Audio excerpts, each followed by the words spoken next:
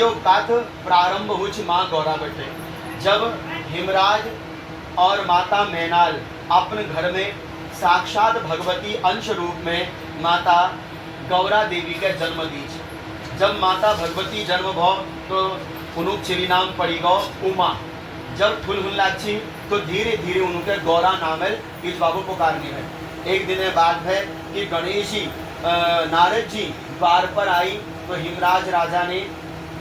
नारद जी का प्रणाम करो और कहा और गौज कि गुरु जी तुम द्वार में आचा तुम स्वागत छ भीतर बैठा और बड़ी प्रेम पूर्वक उन आदर सम्मान कर और बाद में इतनी में उन चेर आ गए जो माता भगवती गौरा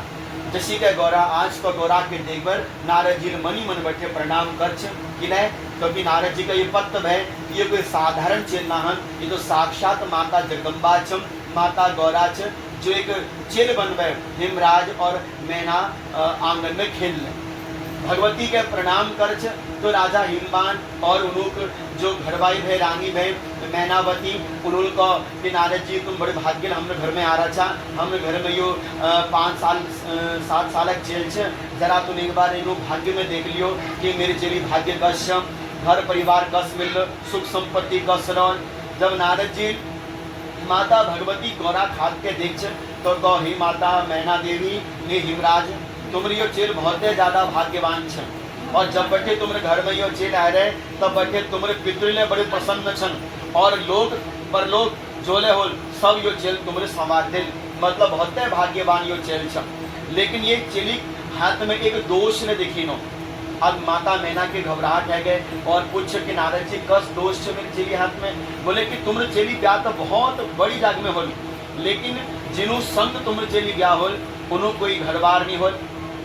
उन्हों कोई कुल गोत्र खानदान नहीं होल उन्हों कोई ईद बाबू नहीं होल और जंगलों वासी होल और गल में सर्प माल जटाओं में गंगा जी होल ऐसे रूप उन्हों के बताए गए। अब माता गौराल देखिए कि और उन्हों खानदान का सोल बोले खानदान तो के पत्ते नहीं होल और बाकी भूत प्रेत उन्हों संग में रहो दगड़ में रहो। अब जब ये सुनिश्चित माता मैना के बहुत चिंता है गए कि मेरी एक ही चेल छ और यो एक चेली ब्याह यदि इस ब्योला संग है जाल तो मेरी चेल जिंदगी कसी के काट ली। अब माता गौरा के चिंता माता मैना के चिंता है गए लेकिन माता गौरा के ये मनी मन में बात लागो कि हमरे नारद जी पुण्यन कि तुम ब्याह भगवान शिवजू संग होल। लेकिन माता मैना घबराहट बढ़ गए तो माता मैनाल को कि नारद जी कोई उपाय छ जो मेरे चेली दुर्भाग्य के टाली जो तब कोई नहीं भाई एक एक उपाय छ कि तुम्हारे चेली के तपस्या करना पड़ी और जब तपस्या तुम्हारे चेली पूर्ण है जाए और महादेव का आशीर्वाद यदि तुम्हें चेली के प्राप्त है जाए तब जाकर तुम्हारे चेली जो हाथ में यो रेखा छ भाग्य छ वो जरूर बदल दो। यो केवल नारद जी पर रह गई। अब पछिन माता गौराल अपने इस बाबू के प्रणाम कर और कहो कि अब मैं तपस्या करने के जान हूँ और इस बाबुल अपनी चेली के विदा कर और बहुत कठोर तपस्या कर माँ भगवती गौरा देवी भगवान शिव जो के प्राप्त करने के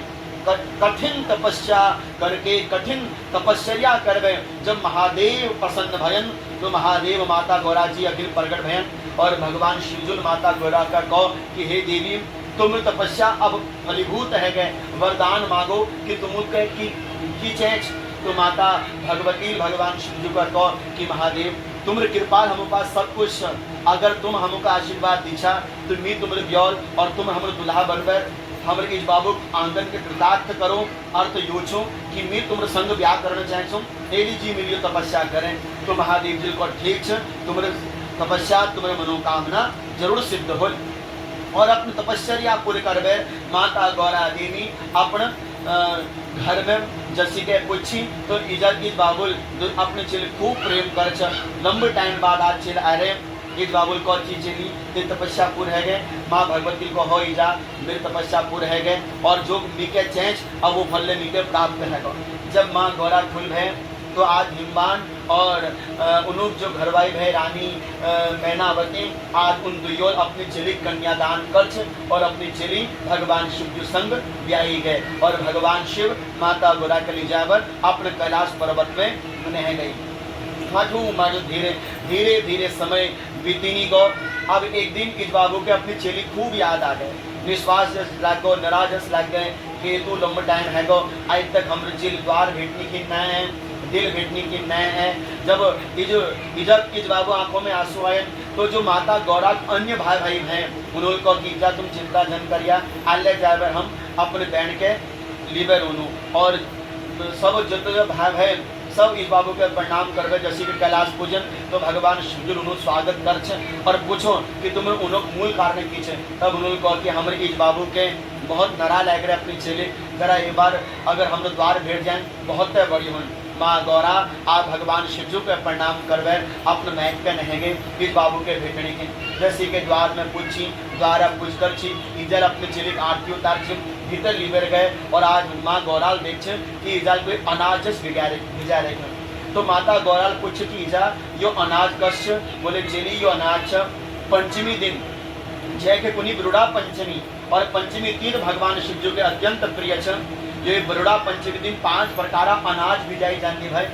और छठवें दिन इनका नौल धार में लेबर सतु आठों में इनका भगवान के अर्पण करी जाती है। अब माता भगवती माता गौराल पूछे कि जो यो सतु आठों मतलब ये व्रत की छे तब कह कि चली ये सौभाग्य लीजिए सुख लीजिए और नंतना दीर्घायु लीजिए जो इज होनी है वो अपने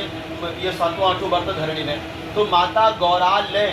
अपने जीवन एक सौभाग्य प्राप्ति लीजिए क्योंकि माता गौराल ने अपने जीवन पश्चिम जीवन में बहुत कष्ट भोजन लेकिन अब ये जीवन में भगवान शिव की संग उन्होंने बागडोर पक्की बनी रहो। एक कारण माता गौराल ने बरुड़ा पंचमी बखी यह सब नियम धारण करें और सतु आठों व्रत धारण कर और अपने हाथ में डोर बाजी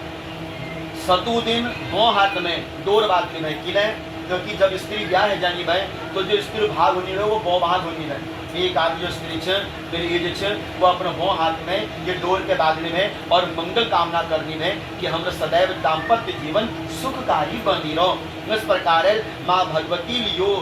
मुक्ता व्रण सप्तमी व्रत कर